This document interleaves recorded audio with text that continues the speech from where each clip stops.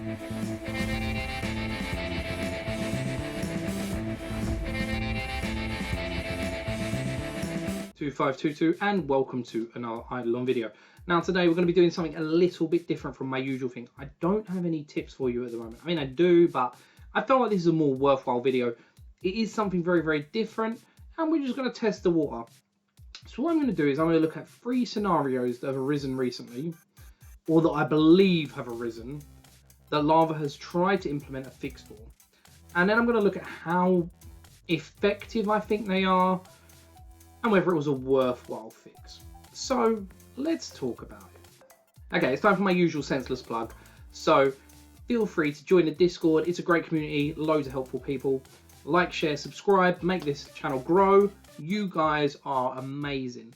I've got a little bit to add on to this as well. My wife is currently pregnant. We are due within the next couple of weeks. So if I don't make videos for a while, I apologise. Real life got in the way. Obviously a newborn, I may have to jump in, help out, that kind of thing. So, you know, just dad life.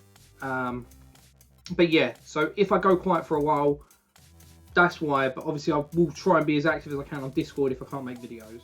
So you will be able to find me. Okay, so what do I mean by problems that have arisen, how Lava has resolved them? I'm going to start with a really, really easy problem that clearly was mentioned about a year ago. And it occurred around about the time of Companions. Lava was worried that people were able to cheat blue gems into the system, so he wanted a method to avoid that happening. Now, the method he chose was that he created green gems. These gems were stored server-side, which made them more difficult to hack. People can still do it with post requests, but you need to have a much better understanding of development to be able to do that side of things. So, in terms of effectiveness, did it stop people from hacking gems into the game? Sure. I would say it was pretty effective. Okay, I would say what I'm going to do is I'm probably going to score this out of 5. I'll score the second part, which is, was it the right solution, out of 5, and we'll come to a score out of 10. So in terms of effectiveness, I would say it was very effective. Okay, moving gems server side, very, very effective. So I'm going to give him a 5 on this for effectiveness. Was it the right thing to do? I'm going to say no. And the reason I'm going to say no is that it really diminished from the people who had bought blue gems. It kind of called into question whether they were hacking them into the system and belittled a currency that he'd created. Now, I believe the better solution here would have actually been to have created a way that blue gems went server side. Draw a line in the sand, accept people have cheated, they have hacked and added blue gems to the game, but going forward, it wouldn't happen anymore. I think this is a much better solution because it doesn't undermine the worth of something that you've already bought, whereas creating a new currency does. Creating a new currency also adds an element of distrust in that if he's created a new currency once, can he do it again if he decides that this one isn't secure? And then you have to purchase a different currency. It's potentially a slippery slope. So in terms of was it the right thing to do, I'm actually going to say it's like a 1. Okay, so overall my score for the implementation of green gems to supersede blue gems is a 6. I think it was effective. I don't think it was the right way to handle it. Okay, so the next one is a bit of a twofer. 2 slightly different applications of the same scenario in my opinion. It's the cap on gems from bosses and the new Colosseums. And what I mean is, this comes across as an attempt to try and stop people macroing, okay? He said that was the reason that he had changed the way bosses were, because he felt people who had farmed gems in bosses hadn't done it legitimately and had botted or macroed their way to get these gems. Again, not really the approach I would have gone for, because it kind of undermines the people who did spend hours hitting, basically, retry. Okay? Now, his solution for this was, in one case, to add a limit to the amount you can farm in a day. This did not stop macroing, okay? It just limited it so you can only macro 300 times in a day. That is not effective. The other one was to create a different Colosseum with a different currency. Well, not different currency, but more tickets. that provides you with the golden foods that people were potentially macroing in the Colosseum. Okay, was that effective? I would say it was somewhat effective. However, does it stop the potential of macroing that Colosseum? No, not at all. Okay, so really I'm going to say neither of these are effective. I'm going to give both of them a 0. All right, was it the right thing to do? I don't think so. I think he couldn't have been more wrong if he tried, if I'm honest. So let's break it down. In terms of the bosses, okay, if he was really worried about people macroing, he should have put something in place to detect similarities in boss spawn time, boss kill times, anything like that, rather than capping the people who actually wanted to grind out. And what this looks like is, rather than trying to attack macros, because people can still macro 300 attempts, it actually attacked free-to-play players. That is very anti-consumer and not a good look in my opinion.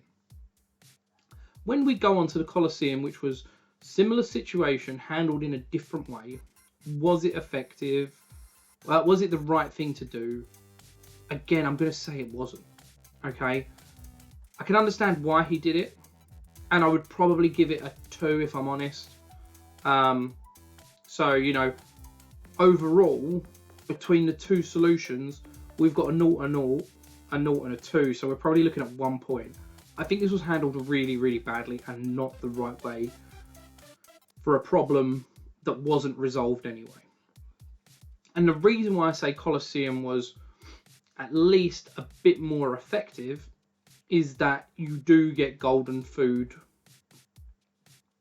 in a high enough quantity to negate the need to run other Colosseums. However, with this, there was also a nerf to Colosseum ticket farming,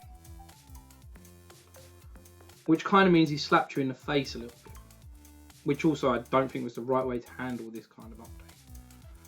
And what this means is that he really overcomplicated things. What he more likely should have done, which would have resolved both issues, is actually just allow us to use multiple tickets at the same time. That way, if for example I want to run World 1 Colosseum, but I can do 10 runs at a time and drop 10 tickets into it, I'm already going to get the rewards without him having to create a whole new Colosseum that can just be macroed again. And I can also get the value of my time. Like, I'm not spending hours and days and months obsessing over it. Actually, I can burn through tickets very, very quickly. I still get the golden food. It's just a better playing experience. In terms of Colosseum, in terms of bosses, the same, using multiple keys. I can still do the effective gem farm, which is on normal. I just don't have to run it 1,000, 2,000, 3,000, which it was before the cap was put in, now 300 times. Actually, the 300 times, if I could do it 100 tickets at a time, I could have that run in 3 runs. There's no macroing and I'm still hitting the target. I'm burning through my resources, so I'm more happy to do it. And it probably would have been an easier solution to code than creating a whole new Colosseum. And putting all these blocks in ways and things like that. So I think this was handled about as badly as it could have been, sadly. Okay, and the third example I want to look at is in regards to the latest summoning update. Okay, now the problem seems to have been that everyone was using a single lane Zerg rush type tactic. Okay, spam one lane, hit it as hard as you can, win. What Lava did to combat that, it seems, is he reduced the knockback in the cyan and the red battles. Okay, was this effective? I believe it was actually very effective. The reason is, if you try and rush now, chances are you're going to hit something. It's not going to go very far back and they will swarm you. So you more so have to spread your units across multiple lanes. There is an argument now that Sparkies are more important. They didn't exist before, but if you hit enough Sparkies, you'll push them far enough back. However, that's RNG. That comes down to luck rather than just spamming a single lane. So I think this was effective. I would actually give this, you know, a 4 probably out of 5. The reason it's not a 5 is because Sparkies, which he introduced, kind of undid the hard work of removing the spam tactic. Because if you get lucky and hit a Sparky on it, you can still spam. Okay, was it the right thing to do? I'm going to again give this like a 4. I think it was a very, very good way to handle it. I think it was a very, very efficient way to handle it. Do I think there's potentially a better way? Yeah, I would have liked to have seen the AI been improved in summoning. So it looks at how many mobs you've spawned in a certain area and basically pushes enemies to counter you. That would have been a much better solution. However, I do understand it's a lot harder to code. So diminishing the pushback was actually a fantastic solution. So overall, I'm giving that 8 out of 10. I think that was a good implementation and it did what it needed to do. Okay, so that's my idea on those three problems that Lava came across: the implementation, execution, solution. Was it effective? Was it the right way? Sometimes I think he did really, really good. Sometimes I think he really missed the ball. There are some in the middle, okay? But I'd love to hear what you guys think about these problems and what you might do to solve them. So please feel free to leave a comment below. Let's have a conversation. Otherwise, jump into the Discord where you can have a conversation over there. I'd love to hear your feedback. As always, thank you very much for watching. You've been amazing. Take care.